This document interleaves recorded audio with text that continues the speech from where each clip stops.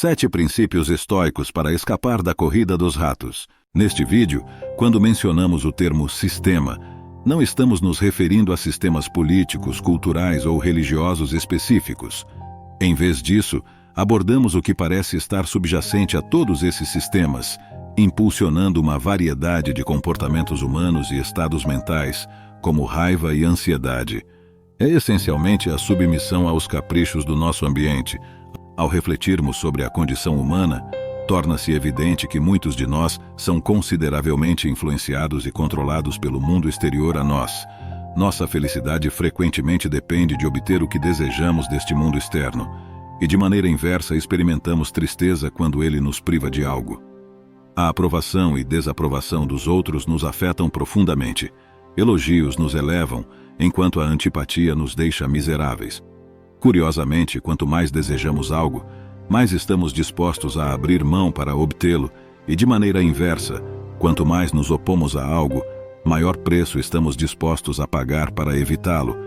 Esses ciclos de desejo, aversão, amor, ódio, gostar e não gostar, nos mantêm em constante estado de medo, tornando-nos vulneráveis à manipulação através de culpa, censura e atração exercida por entidades externas, como grandes corporações, partidos políticos e seitas, todas em busca de algo de nós.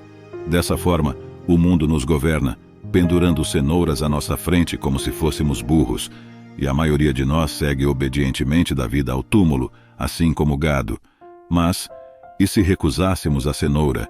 E se optássemos por escapar desse sistema? A filosofia antiga do estoicismo gira em torno da busca da liberdade em relação aos caprichos do nosso ambiente. É fundamental notar que alcançar a liberdade desse sistema não implica na destruição do nosso entorno. O mundo exterior não é o culpado. O universo funciona como funciona, e embora tenhamos alguma influência, não podemos controlá-lo completamente. O mundo exterior, com suas condições inevitáveis, como sol, chuva e vento, afetando as colheitas de um agricultor, impõe-se sobre nós. Essas condições não são o sistema, é a nossa escravidão a elas que constitui o problema. Então, por que permitimos que as vicissitudes do destino nos arrastem rapidamente? Por que até mesmo as menores adversidades e golpes de sorte manipulam nossas emoções como marionetistas? Epiteto, filósofo estoico, nos oferece discernimento sobre isso. As pessoas não são perturbadas pelas coisas, mas pelos princípios e conceitos que formam sobre as coisas. Por exemplo, a morte não é intrinsecamente terrível, como evidenciado pela perspectiva de Sócrates. O terror reside em nossa percepção da morte como algo terrível. Portanto, quando enfrentamos obstáculos, inquietações ou tristeza, devemos atribuí-los não a outros, mas a nós mesmos, aos nossos próprios princípios. O sistema opera enquanto alimentamos esse ciclo. Quanto mais atribuímos tragédia e sorte ao que é natural e fora do nosso controle, mais nosso estado emocional é determinado pelo acaso. Felizmente, o estoicismo nos oferece sabedoria inestimável para nos libertarmos desse sistema. Eis 7 princípios estoicos que podem orientar-nos a substituir um modo de vida altamente vulnerável, imprevisível e turbulento por uma existência pacífica e liberta. Antes de começarmos, por favor, certifique-se de que está inscrito e, como sempre, não seja fraco. Permaneça até o fim. Não perca a oportunidade de dominar suas emoções. Princípio número 1.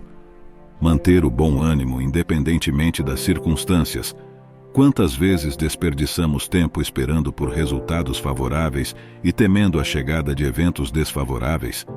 Quantas horas passamos em lágrimas porque o futuro se desdobrou de maneira diferente do que havíamos imaginado? A humanidade tornou-se hábil em enfrentar o destino e, consequentemente, suportar a dor inevitável que ele traz. Nossa resistência à incerteza tornou-se uma indústria lucrativa, e nosso medo da adversidade oferece uma oportunidade para a exploração. Muitos tentam vender-nos promessas para o futuro, oferecendo ilusões de segurança, proteção para nós e nossos entes queridos e garantias de evitar experiências desagradáveis. Como escravos de nossas preferências e aversões, tentamos enganar o destino manipulando nosso ambiente para afastar o infortúnio. No entanto, não podemos trancar todas as portas na vasta mansão da vida, nem patrulhar cada rua e beco da realidade. Apesar de investir tempo, esforço e dinheiro em medidas de proteção, o destino sempre prevalece. Portanto, a verdadeira fuga do sistema reside em aceitar o que vier em nosso caminho, em vez de pagar um preço alto para resistir inutilmente ao inevitável. Ao abraçar essa perspectiva, estamos menos propensos a permitir que outros capitalizem nossos medos e experimentaremos menos perturbação quando a adversidade bater à nossa porta. Sêneca afirmou eloquentemente: por que então deveríamos ficar com raiva? Por que deveríamos lamentar? Estamos preparados para nosso destino.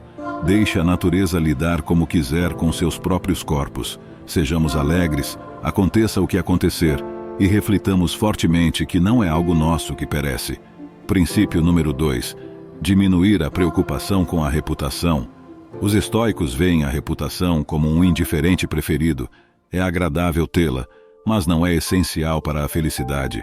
Além disso, assim como qualquer coisa externa, a reputação está além do nosso controle.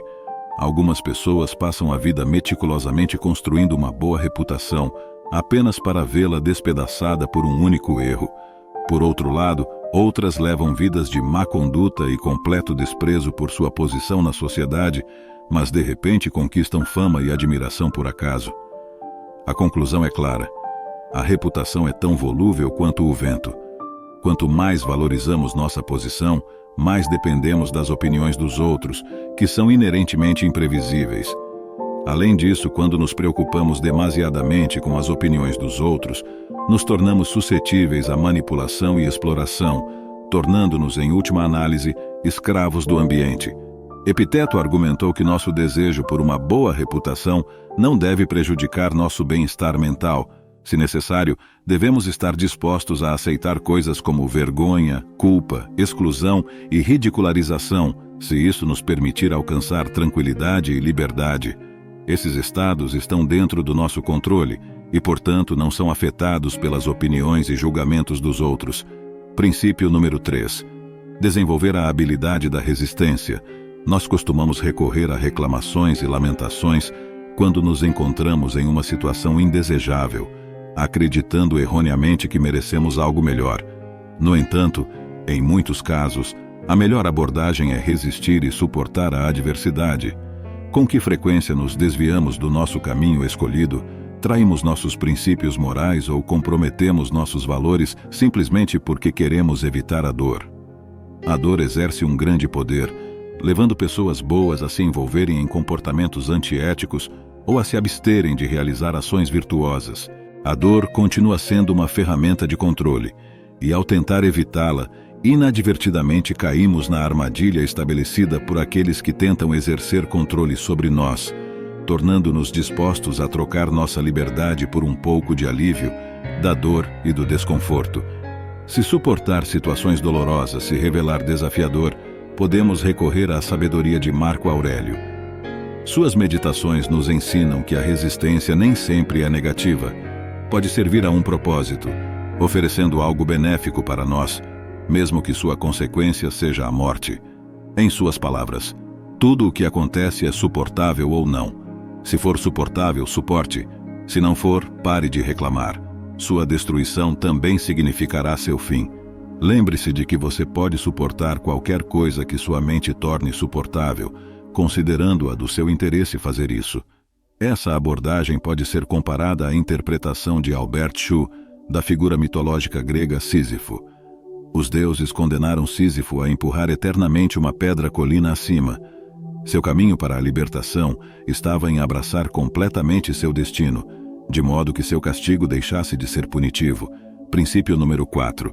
Deixar as pessoas irem. Fortes vínculos com indivíduos podem ter consequências profundas e muitas vezes prejudiciais. Esses laços podem nos levar a um ponto em que o medo de perder a pessoa a quem estamos ligados começa a ditar nossas vidas, nos compelindo a tomar medidas desesperadas para evitar a separação.